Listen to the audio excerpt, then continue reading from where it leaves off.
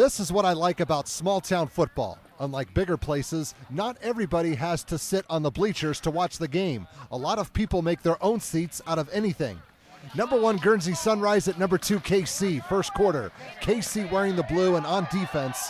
As far as offense goes, neither team got off to a good start. One would eventually recover, but I'll let you figure that out later. Rio Stafford was at the bottom of the pile to recover the fumble, and that would put his team in a pretty good spot to start a drive. The Buckaroos would march down to the 4, but that was as close as they got. Bad exchange on the snap. Nick Cunningham will recover and move in the other direction to open up some breathing room. The Vikings would take it the other way before they had to turn it over on downs deep in enemy territory. Here's where the first real big mistake happened. The boys in blue are lined up to punt out of their own end zone. Not sure if this was a fake or bad aim on the snap. Regardless, something got messed up big time. Forrest Foos recovers for GS at the 7, and that play was close to being either a touchdown or a safety, but the 7-yard line is not that much better. A couple of plays later, the visitors would cash in. Brady Esquibel will plow his way in from 1 yard out, and it was a 7-0 game after the first 10 minutes. Second quarter, the home team was having a hard time staying in the saddle. We got a hot potato, and Foos would get another recovery. A theme was starting to develop in this game, and one team was making the most of it. Guernsey did not take long to prove my point. Esquibel is going to drag a tackler or two into the end zone with him on this 10-yard run, plus 2 points on the kick try, and the score is now 15-zip. On the next possession, the Vikings were on the warpath. Esquibel is doing the throwing this time. He can run as well, and he was thinking about it, but at the last second, he would find an open receiver in the end zone from 27 yards out. That receiver is Treasure Hollister, who has his defender beat. That was not too difficult. Add on 7 more points to make this a 22-0 contest. Next trip down the field, this highlight came to be thanks to some not-so-great tackling. But give credit to Austin Quinn. He found a way to slip several of them and rumble 35 yards to Valhalla. Conversion no good, but the Vikings were in pretty good shape so far with a 28-zip lead. Kaycee then forgot the difference between a kickoff and a punt, so the visitors got the ball again, and we got confused on this one and lost the ball for a moment. Esquibel still has it, and watch Hollister make a break for the end zone.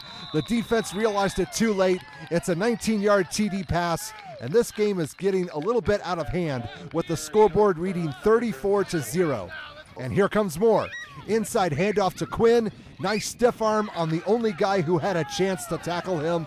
13 yards, 6 more points. It was 40-zip going into halftime, and we are not that far away from the mercy rule taking effect. Third quarter, more problems for the Buckaroos and more turnovers. They could not catch a break because they kept giving them to the opposition. Foos with recovery number 3, and his offensive buddies have another short field to work with. From the 15, and Guernsey-Sunrise would stick to the plan. Esquibel is going to elude the pressure, and it turns out the boys in blue tried to put too much effort on him and none on Hollister. There was not a defender within 10 yards of him. The running clock is now going with the score at 46-0. I would like to show a good play for Kaycee. The problem was they had a major case of the dropsies, and when they happen on the wrong end of the field, you get the idea. Seth Federick recovers at the 2, and I think you know what's going to happen again. It better happen when you're that close to the goal line. And naturally, it did. Cunningham walks in for another score. The Vikings have this game well in hand, up 53-0. Sadly, we had to keep playing, and it got worse. Here's turnover number 6. Esquibel, 6 yards, 6 more points, plus 1 on the conversion. This game has turned into a joke. Now it's 60-0, and there's still 1 more quarter to go. Now in the 4th, the home team kept trying, but this just was not their day. You will see why in a moment. Taylor Rouse is trying to make something happen, but he cannot find a receiver, and Guernsey-Sunrise was breathing down his neck. He has to throw. He cannot run. He would find a target, but this ball did not have enough distance. Well, it did have enough distance to get caught by Hollister, but he plays for the other team. He will bring it back one way, finds the roadblock, goes the other way, and they are not going to get him. A 60-yard pick 6. Who needs offense when the defense can do the job too? Vikings now up 66-0.